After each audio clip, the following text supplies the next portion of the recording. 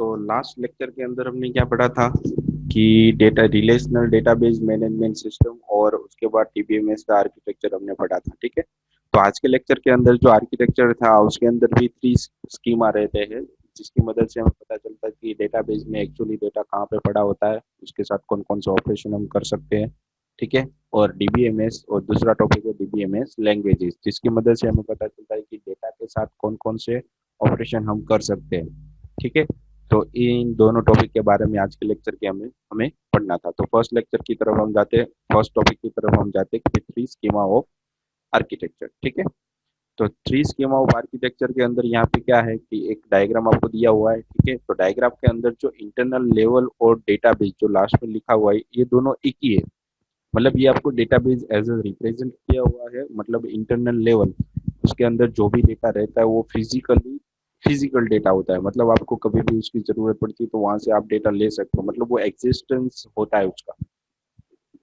ठीक है, तो ये दोनों यहाँ पे एक ही तरीके की। फिर उसके बाद आता है भी कॉन्सेप्चुअल लेवल, मतलब वो क्या हो गया, वन टाइप ऑफ आपका कि जो भी आपका डेटाबेस के अंदर डेटा पड़ा हुआ है उसकी एक मिरर इमेज आपको देगा। जब भी यूजर उसके साथ इंटरेक्ट करता है डेटाबेस के साथ तो डायरेक्टली डेटाबेस के साथ इंटरेक्ट नहीं कर सकता, उसके बीच में एक मिरर इमेज होती है जिसको वो डायरेक्टली जिसकी मदद से वो इंटरनली चेंज कर सकता है। पहले कहाँ पे चेंजेस होगा, वो कॉन्सेप्चुअल लेवल के अंदर चेंजेस होगा और उसके बाद वो इंटरनल लेवल के अंदर चेंजेस होगा। मतलब कि कभी भी आप डेटाबेस आपको दिखाई दे रहा है तो आपका वो परमानेंटली डेटाबेस नहीं होता, मतलब फिजिकली डेटाबेस नहीं होता, वो आपका क्या होता है, ऑलवेज मिरर इमेज होती है।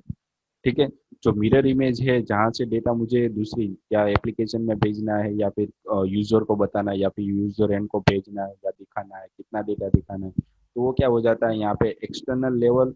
ठीक है, ये दोनों एक्सटर्नल है, मतलब किसी भी पीसी या वेब एप्लीकेशन में आप यहाँ से भेज दोगे, इसलिए आपको यहाँ पे 2 तरीके के अलग अलग दिखाई दे रहे हैं। ठीक है, आप यहाँ पे कितने भी एक्सटर्नल लेवल बना सकते हो। ठीक है, तो ये स्कीमा पूरा आपको ये डिफाइन करता है कि कहाँ पे एक्चुअली डेटा पड़ा होता है और बीच में कौन सा डेटा होता है, उसको कहाँ से भेजना होता है, तो वो चीजें इसके अंदर हमें दिखाई दी है। तो उसका यहाँ पे थोड़ा डिस्क्रिप्शन दिया हुआ है।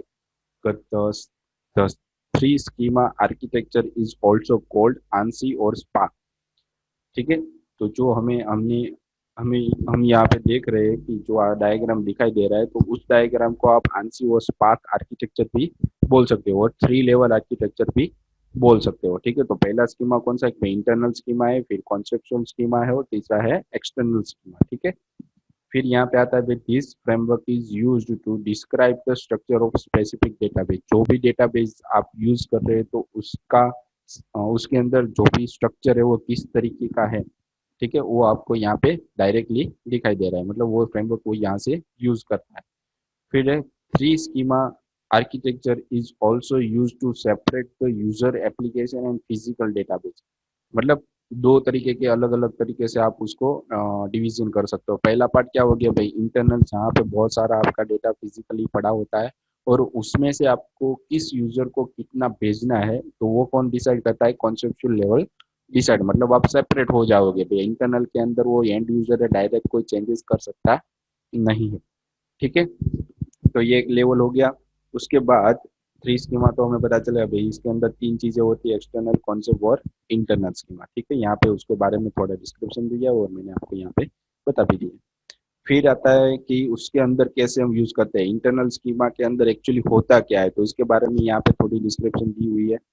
तो internal level has an internal schema, internal level को यहाँ पे इंटरनल स्कीमा भी बोलते हैं। वो क्या करता है कि विच describe the physical storage of the structure, मतलब उसके अंदर कौन सा डेटा पड़ा हुआ है और किस फॉर्म में पड़ा हुआ है। ठीक है, उसको वो डिस्क्राइब करता है, मतलब जो भी डेटा है वो ओरिजिनली पड़ा हुआ है कहाँ है, इंटरनल के अंदर ही, इंटरनल स्कीमा के अंदर ही। ठीक है, तो इंटरनल लेवल को इंटरनल स्कीमा भी बोलते हैं और उसके अंदर एक्चुअली क्या पड़ा होता है, बहुत जो भी डेटा पड़ा हुआ है उसका स्ट्रक्चर डिस्क्राइब करता है internal level. The internal schema is also called physic. ठीक है, यहाँ पे क्या बोलते हैं कि इंटरनल स्कीमा को फिजिक भी बोलते हैं, फिजिकल डेटाबेस भी, फिजिकल लेवल भी बोलते हैं। ठीक है, the physical level is used to describe the complex low level data structure in detail. मतलब वो क्या कहता है कि जो भी आपने डेटा स्टोर करवाया है उसको वो डायरेक्टली आपके सामने दिखाई देगा, जिसकी वजह से आपको डेटा के अंदर जो कॉम्प्लेक्सिटी होती है वो आपको यहाँ पे दिखाई नहीं देगी। ठीक है, मतलब वो कॉम्प्लेक्सिटी को लो लेवल पर ले जाता है। ठीक है, फिर उसके बाद आता है कि भाई कॉन्सेप्चुअल लेवल। तो कॉन्सेप्ट के अंदर क्या आता है कि जो भी आपके फिजिकल डेटा था उसको वो मिरर इमेज में कन्वर्ट करता है। तो ये कॉन्सेप्ट क्या कहता है, तो ये इसके बारे में थोड़ी डिस्क्रिप्शन दी हुई है। The conceptual schema describe the design of database at a conceptual level. तो कॉन्सेप्ट लेवल पे वो डेटाबेस के अंदर जो भी स्कीमा पड़ा है उसको वो डिस्क्राइब करता है। It is also called logical level. इसको क्या बोलते हैं हम, कॉन्सेप्चुअल लेवल को हम लॉजिकल लेवल भी बोल सकते हैं। The conceptual schema describe the structure of whole database. Database के अंदर जो भी डेटा, फील्ड्स, टेबल, जो भी उसके अंदर डेटा पड़ा है उसको वो क्या करता है, उसके होल मतलब पूरे डेटाबेस को वो डिस्क्राइब कर सकता है। यहाँ पे कॉन्सेप्ट में मैंने जैसे भी बोला कि इंटरनल के अंदर जैसे भी फिजिकल डेटा पड़ा हो, किस तरीके का पड़ा हो, उसको वो ये क्या होती है, उसकी मिरर इमेज होती है। ठीक है, तो ये जितना डेटा इसके अंदर पड़ा हुआ वही यहाँ पे वो डिस्क्राइब कर सकता है। The conceptual level describe what data are to be stored in database and also what relationship exist among the data। तो ये क्या कहता है कि conceptual level describe the what data are to be store, कौन से डेटा को मुझे डेटाबेस के अंदर स्टोर करना है वो कॉन्सेप्चुअल लेवल डिसाइड करता है। ठीक है, और उसके अंदर जो डेटा पड़ा हुआ है उसके साथ कौन सी रिलेशन बनानी है और कौन सी रिलेशन उसकी एग्जिस्ट है वो भी वो वहाँ पे दिखाई देता है। ठीक है, फिर किसके लिए ये यूज होता है, तो programmers and database administrator work at this level. मैंने आपको बोला कि कोई भी व्यक्ति होगा वो डायरेक्टली डेटाबेस के साथ इंटरनली एक्सेस नहीं कर सकता, उसके वो कहाँ से एक्सेस करता है, उसे कॉन्सेप्चुअल लेवल से ही डायरेक्ट यूज करता है। तो ये कौन कौन लोग यूज करते हैं, तो प्रोग्रामर यूज कर सकते हैं और डेटाबेस एडमिनिस्ट्रेटर जो डेटा को हैंडल करता है वो लोग उसको हैंडल कर सकते हैं। कहाँ से, कॉन्सेप्चुअल स्कीमा से। ठीक है, फिर उसके बाद आता है एक्सटर्नल लेवल।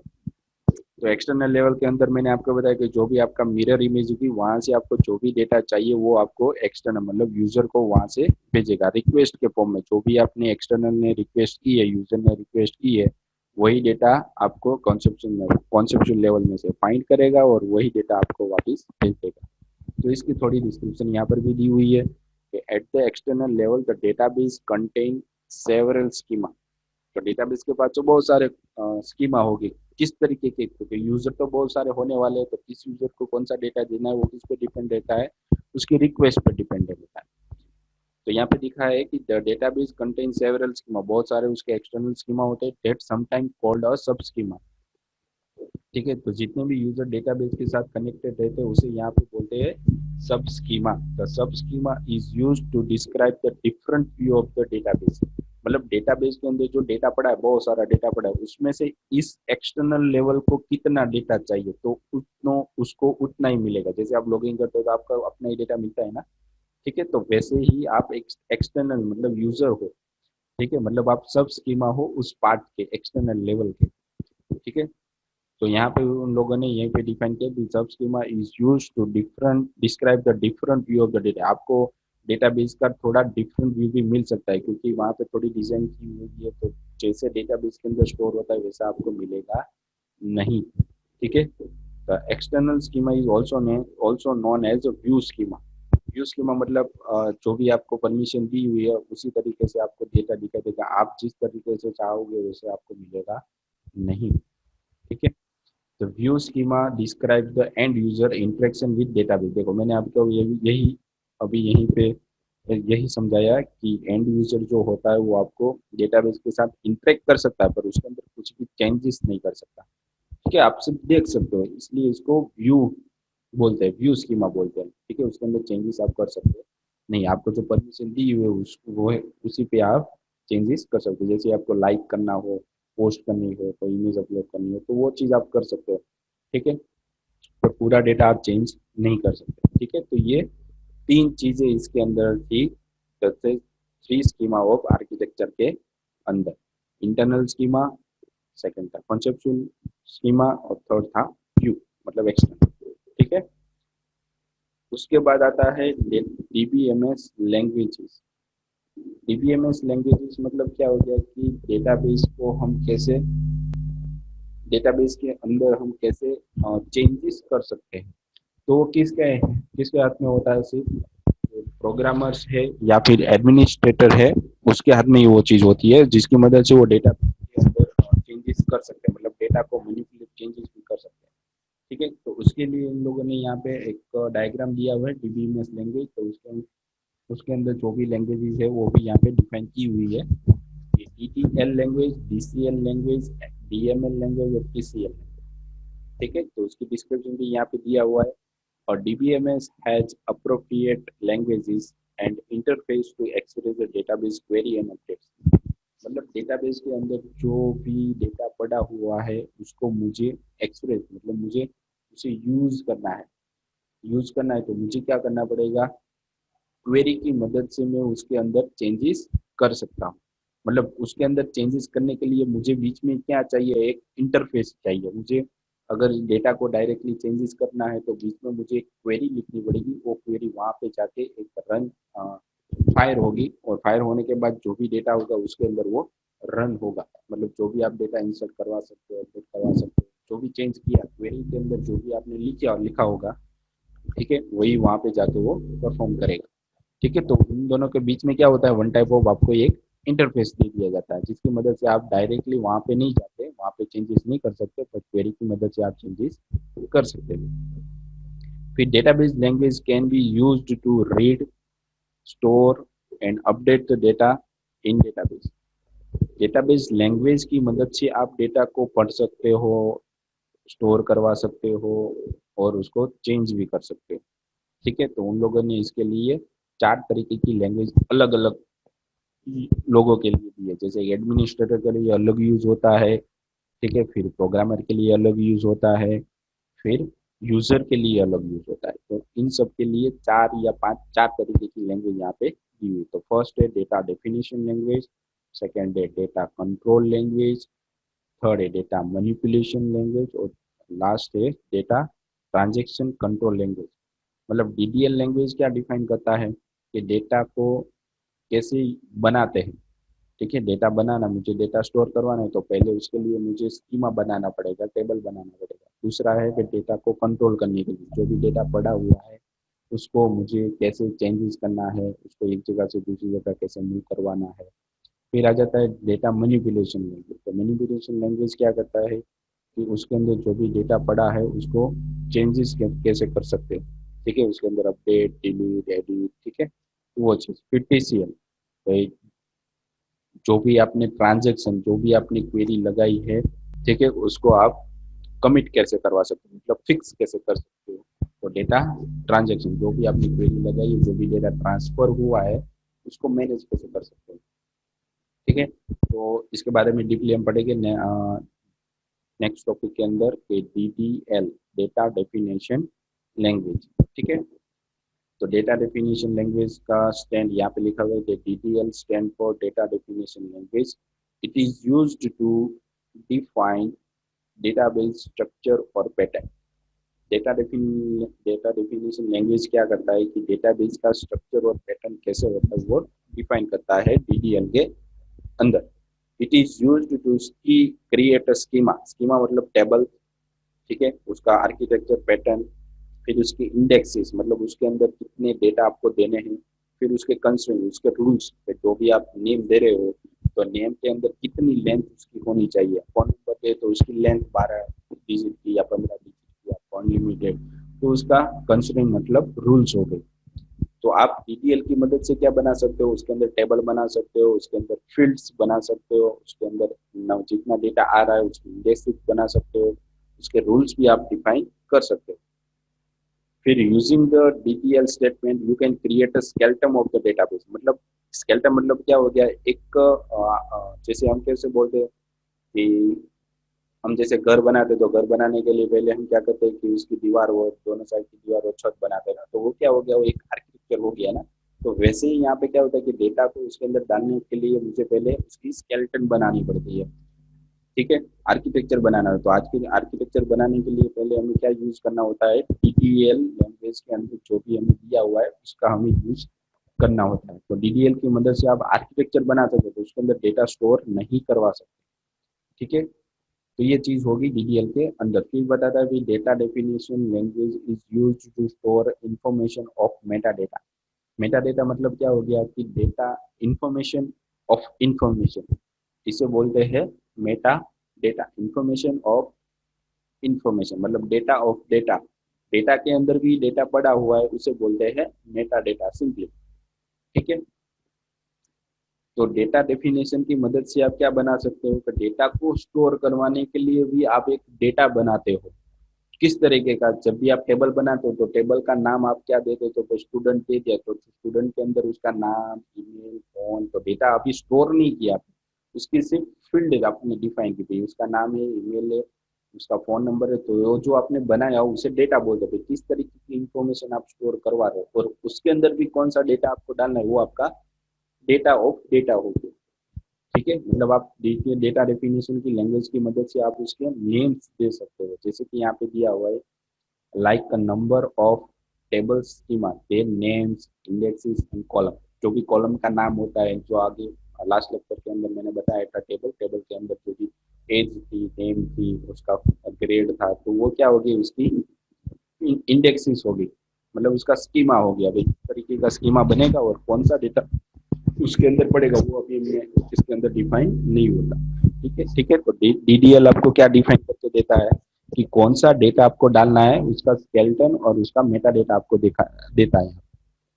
तो डीडीएल की मदद से कौन कौन सा ऑपरेशन आप परफॉर्म करवा सकते हैं, तो आप तो उसकी मदद से डेटा टेबल क्रिएट कर सकते हो। टेबल मतलब उसके अंदर जो भी डेटा डालना है उसकी फील्ड कौन कौन सी है, तो आप यहाँ पे मेंशन कर सकते हो और उसका टेबल क्रिएट कर सकते हो। फिर अल्टर, अल्टर मतलब टेबल के अंदर जो आपने फील्ड दी है, नेम दिया है, तो नेम के अंदर स्पेलिंग मिस्टेक रह गई है, तो आपको उसको चेंज करना है, मतलब बदलना है, तो अल्टर को यूज कर सकते हो।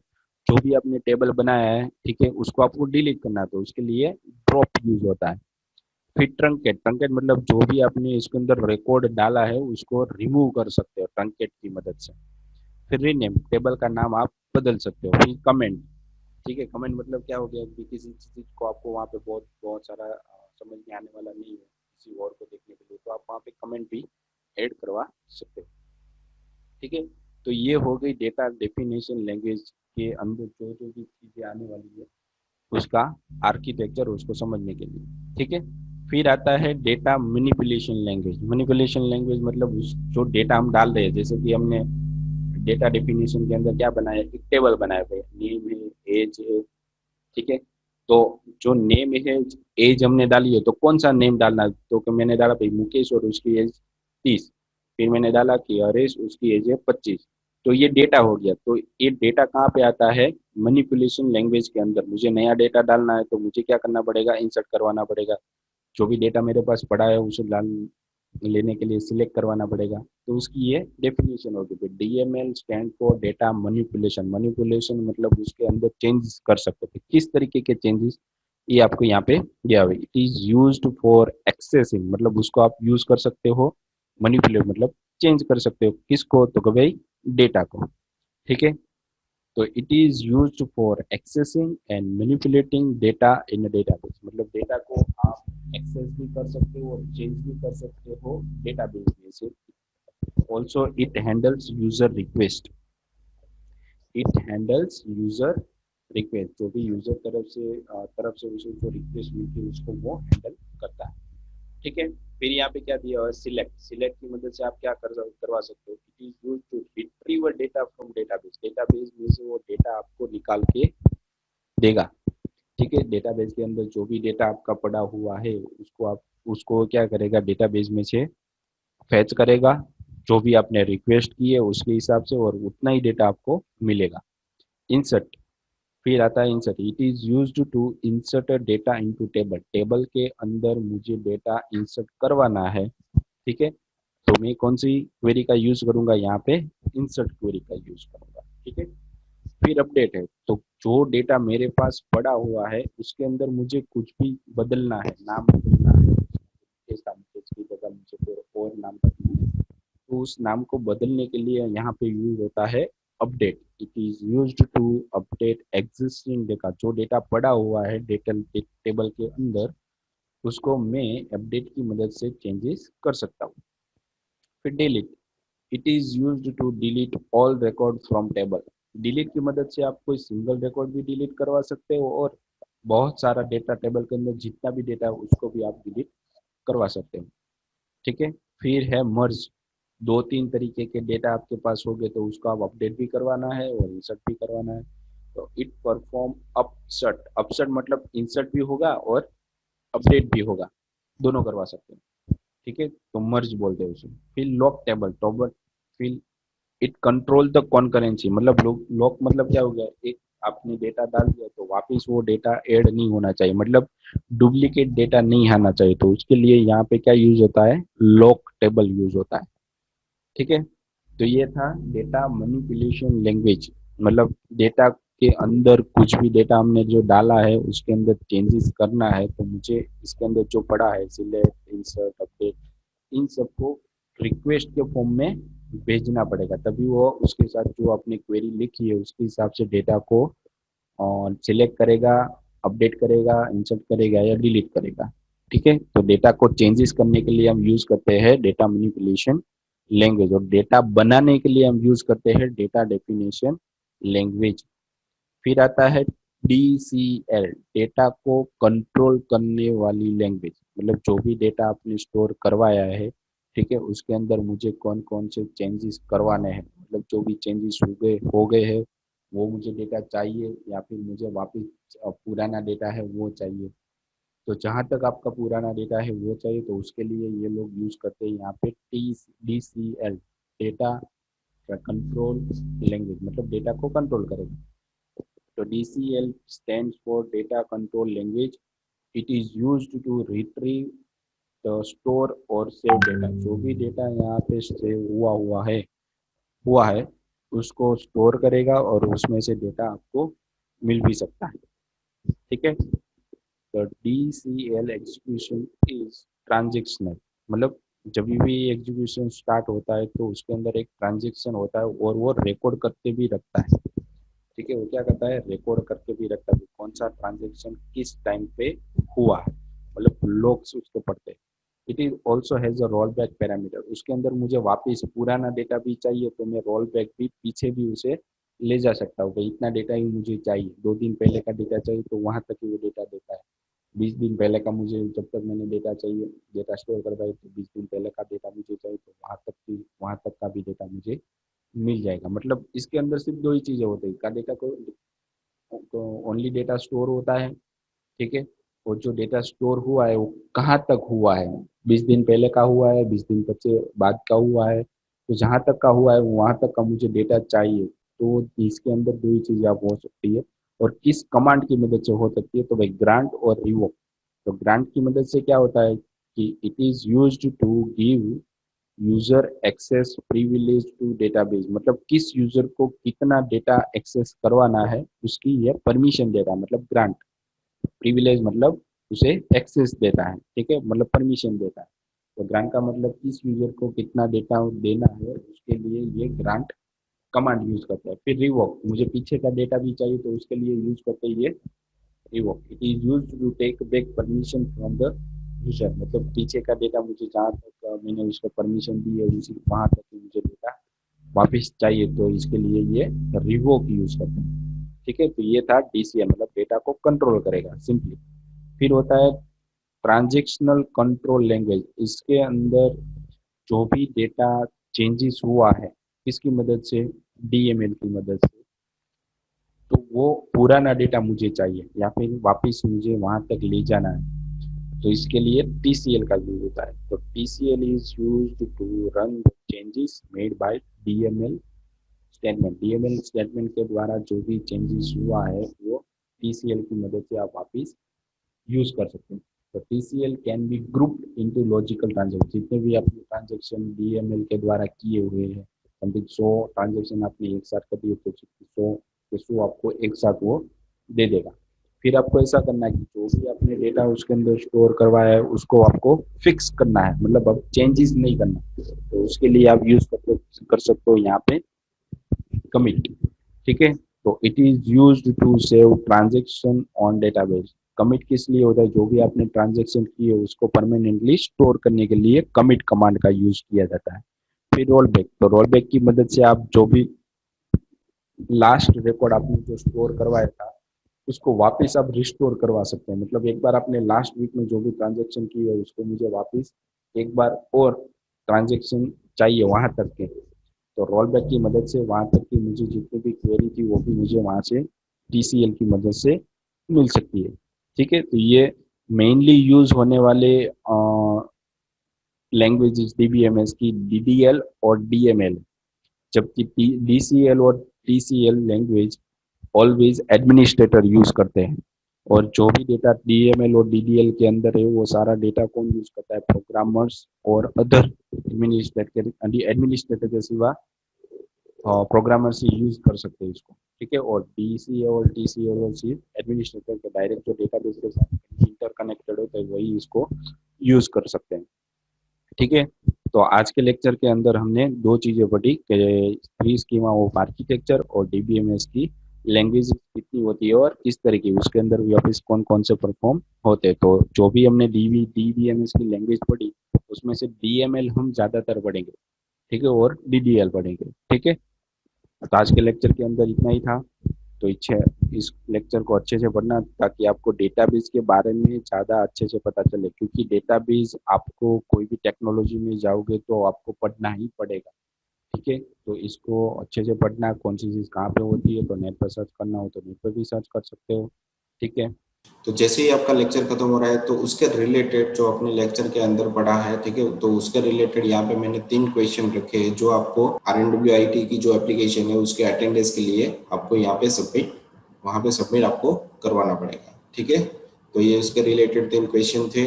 ठीक है, तो आज के लिए लेक्चर के लिए इतना ही था। Thank you.